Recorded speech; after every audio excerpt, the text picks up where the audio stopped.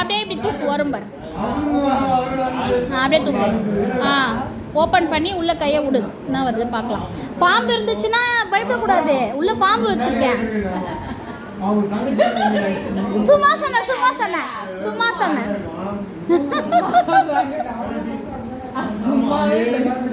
பயப்படமா பாரு. ஒருவேளை கர்ப்பம் பூச்சிருக்குமோ உள்ள. உனக்கு பிடிச்சதா இருக்கும் பாரு. உன்ன மாதிரியே அழகா இருக்கும் பாரு. கிழிச்சிட பரவாயில்ல. கிளி பரவாயில்ல. கிளி